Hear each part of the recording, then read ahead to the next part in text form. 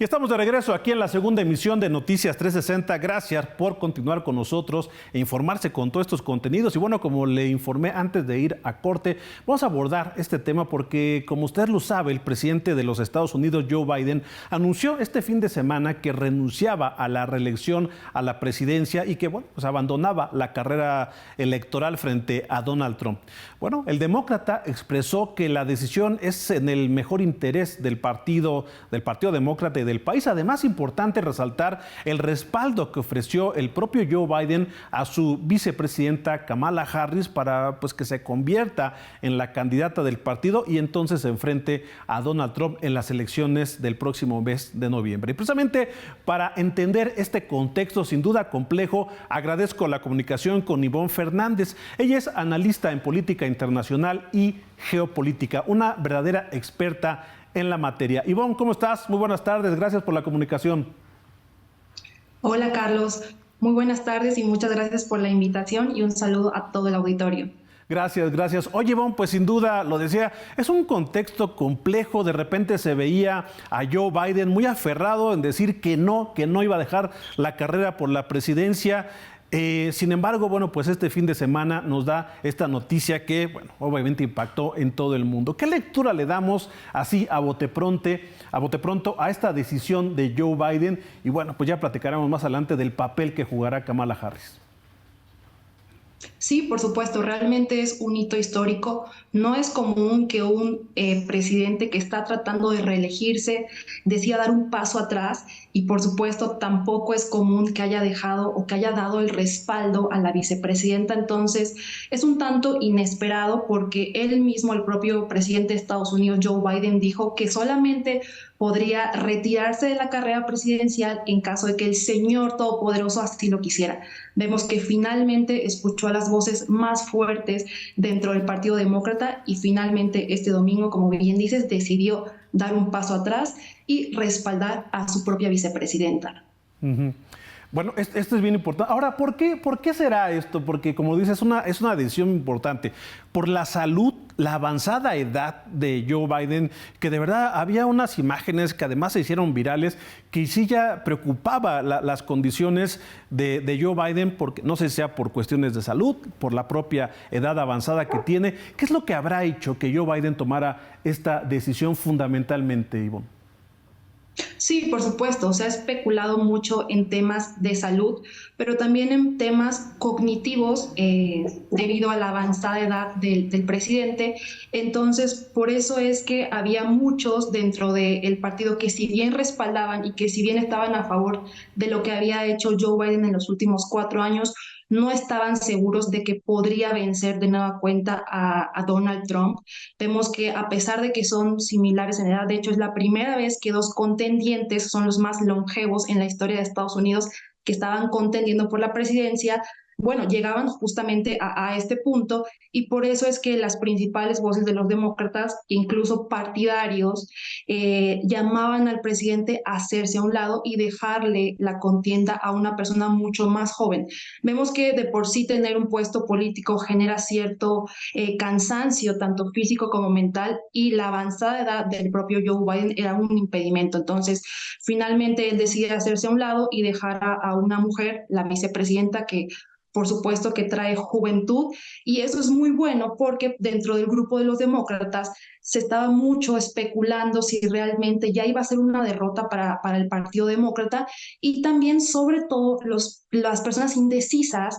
Hay un tipo de votantes indecisos en Estados Unidos que no sabía si votar por uno o por otro, aunque no quisieran a Donald Trump, estaban seguros de que por la avanzada edad del presidente Joe Biden no podía ser más una opción para este 2024. Claro, y es que fíjate que hace un momento comentaba con una especialista también en este tema que prácticamente ya se daba por hecho que iba a ganar la próxima elección Donald Trump, porque por todo lo que se ha visto incluso en el debate que tuvo con Joe Biden.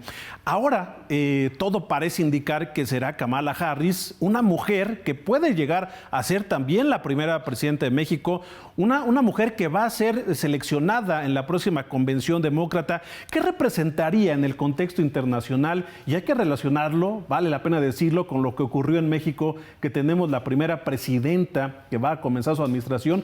¿Podría darse este momento en el que hubiera presidentas en México y en Estados Unidos? Porque Kamala Harris, y permíteme el concepto, le va a dar más batalla a Donald Trump que la que pudo haber presentado Joe Biden, ¿no? Sí, totalmente. La verdad es que estamos presenciando un hecho histórico no solo en México, sino a nivel mundial. Y por supuesto que el que llegara una mujer presidenta a México antes que en la democracia más grande del mundo, que es Estados Unidos, fue sorpresivo. Y se sentó un precedente de que eso también podría ocurrir en el país norteamericano. Entonces, de ser elegida ella la candidata oficial para representar a los demócratas en noviembre, pues por supuesto que sería fabuloso para las mujeres y sobre todo para las personas que son minorías. Hay que recordar que ella es la primera mujer afroamericana, pero también la primera asiático-americana en ser vicepresidenta, y eso la convertiría en la primera presidenta de ganar, por supuesto, el 5 de noviembre, pero sería un triunfo no solo para las mujeres, sino para las minorías. Y eso haría que a lo mejor, pensando positivamente, Claudia Sheinbaum decía tener un acercamiento muchísimo más igualitario con una lideresa mujer, a diferencia de, bueno, tener que tratar con un líder hombre. También hay que decirlo, sin importar la persona que llegue a ocupar el puesto en la Casa Blanca, los políticos mexicanos, en este caso las políticas mexicanas, siempre han optado por una relación bilateral muy fuerte, por algo es nuestro principal socio comercial. Entonces, sin importar la persona que llegue a ocupar ese cargo, siempre va a haber disposición de parte de los políticos mexicanos, y vemos que también la diplomacia es algo que caracteriza mucho al gobierno mexicano. Entonces, sería un acercamiento tal vez mucho más fácil, mucho en igualdad de similitudes, de condiciones, pero por supuesto que sería también idóneo, ¿no? Claro, claro. Es decir, hablando en términos muy coloquiales, Ivonne, ¿a quién le conviene, vamos, para México, con quién sería mejor una relación? Con Donald Trump, pues obviamente ya hay un antecedente. Con Kamala Harris, bueno, la relación en esta administración de nuestro país con Estados Unidos, pues la verdad no ha sido tan complicada como en otras ocasiones. A México, ¿qué le conviene en este contexto electoral de Estados Unidos?